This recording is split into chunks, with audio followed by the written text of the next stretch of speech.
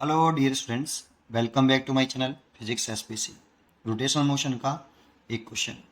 The time dependence of position of a particle of mass 2 kg is given by r is a function of t equal to 2t I cap minus 3t square j cap its angular momentum with respect to origin at t बराबर 2 second. ठीक है, देखिए कैसे करें। देखो उसके लिए पहले एक डायग्राम बना लें। मान लो कि ये एक्स एक्सिस है और ये आपकी वाई एक्सिस है और ये ऑरिजिन। ठीक है, और ये आपका एक मूविंग पार्टिकल है और इसकी जो वेलोसिटी है वो मान लो वो वी वेक्टर है। तो इस पार्टिकल का मास है में और इसका ये ऑरिजिन, ये position vector R is the function of T, ये वाला ये फंक्शन ऑफ टी दे रखा है यहाँ पे। तो एंगुलर मोमेंटम का फॉर्मूला क्या होता है with respect to origin? Angular momentum of particle with respect to origin. तो क्या होता है? L vector is equal to R vector cross linear momentum. अब लीनियर मोमेंटम का फॉर्मूला होता है मास इनटू वेलोसिटी वेक्टर। तो R vector cross M V vector. अब एम तो स्केलर आगे लिख लें, आर क्रॉस वी, ये एल वेक्टर है। तो हमें आर वेक्टर तो पता है टाइम डिपेंडेंट है, लेकिन वेलोसिटी पता करना पड़ेगा ना। R is the function of T vector is equal to 2t I cap minus 3t square j cap. This is a position vector. Or we know that instantaneous velocity is equal to dr vector over dt. मैं time as function of T को छोड़ देता हूँ, D R by D T लिख देता हूँ। ठीक है, तो इसको आप लिख सकते हो, डिफ्रेंशिएशन कर दो इसका D R over D T. इसको मैंने डिफ्रेंशिएशन कर रहा हूँ डी आर टी के रेस्पेक्ट में। तो कितना हो जाएगा? 2i cap minus 6t J cap. और इसको मैं वेलोसिटी बोल सकता हूँ V vector is equal to 2i cap minus 6t J cap. ये भी velocity as a function of time T है, टाइम पे डिपेंड कर रहा है। अब मैं क्या निकाल लेता हूँ, देखो R cross V separately calculate कर लेता हूँ।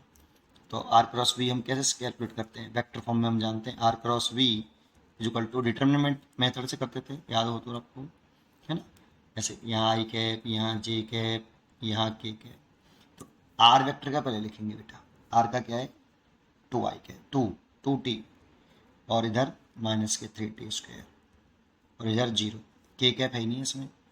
और v का ये रहा, कितना है? 2 है और इसका कितना है? माइनस के 6t है और इसका 0 है। इसको प्लस मान लेते हैं, इसको माइनस, इसको प्लस। तो आर क्रॉस वी कैसे करते थे हम? R cross V vector equal to यहाँ आई कैप ब्रैकेट में माइनस, माइनस का जे कैप ब्रैकेट में प्लस का के कैप और ब्रैकेट में माइनस या माइनस।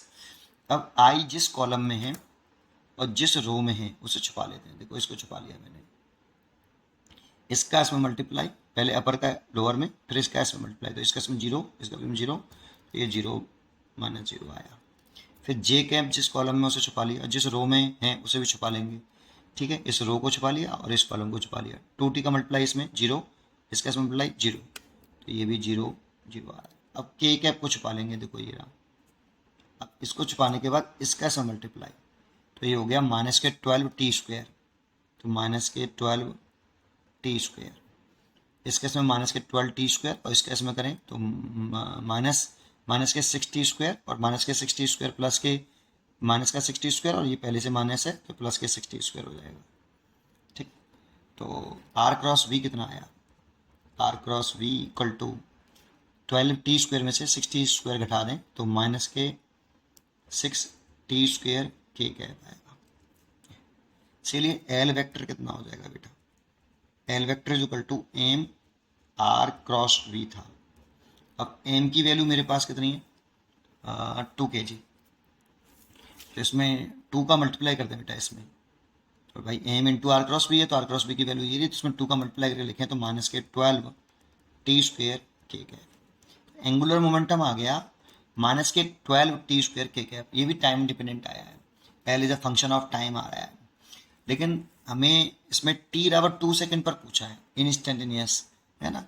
तो टी बराबर 2 सेकेंड पुट कर दें, तो at T equal to 2 second L vector equal to, अगर टी बराबर 2 रखें तो 4 हो जाएगा, तो माइनस के 12 इंटू 4, ठीक है, मल्टीप्लाई करें तो माइनस के 48, ठीक है, ये इसका आंसर होगा। इसका आंसर हो गया डी, माइनस के 48 के कैप।